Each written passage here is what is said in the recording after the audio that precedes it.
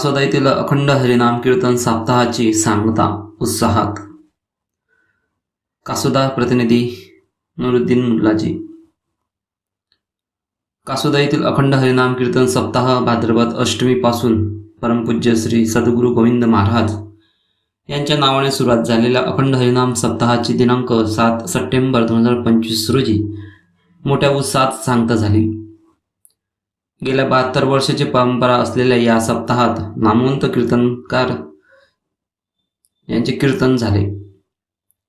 शेवटच्या दिवशी सकाळी 6 वाजता डोळे दिपवून टाकणारा भव्य दिव्य काकड आरती सोहळा संपन्न झाला. या आरतीला हजारो भाविकांनी हजेरी लावली. महाराष्ट्राचे पाणीपुरवठा मंत्री पालकमंत्री गुलाबराव पाटील, एरंडोलचे पालोड्याचे आमदार अमोल चिमणराव पाटील, तसेच सतीश पाटील पालकमंत्री यांच्यासह विविध पदाधिकाऱ्यांनी हजेरी लावली. सकाळी काल्याचे कीर्तन झाल्यानंतर 11 वाजेपासून महाप्रसादाचा कार्यक्रम सुरू झाला. तो संध्याकाळी 5 वाजेपर्यंत सुरू होता.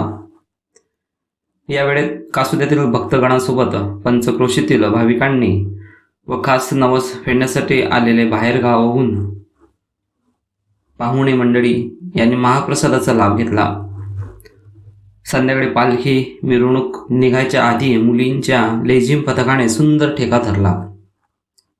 त्यानंतर विविध लेझिम पथक पालखी सोहळ्यासाठी उपस्थित झाले.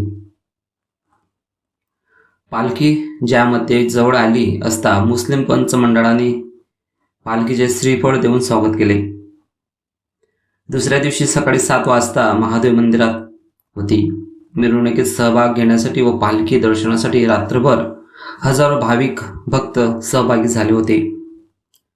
सदर कार्यक्रम यशस्वीपणे पार पाडण्यासाठी कासोदा पोलीस स्टेशनचे सहाय्यक पोलीस निरीक्षक निलेश राजपूत, PSI धर्मराज पाटील यांच्यासह पोलीस कर्मचारी, होमगार्ड, जळगावहून उपस्थित असलेले पोलीस कर्मचारी यांच्यासोबत महावितरणचे कर्मचारी, पत्रकार बंधू तसेच सर्व पक्षाचे पदाधिकारी, मंडळाचे पदाधिकारी व ग्रामस्थ यांनी विशेष प्रयत्न केले.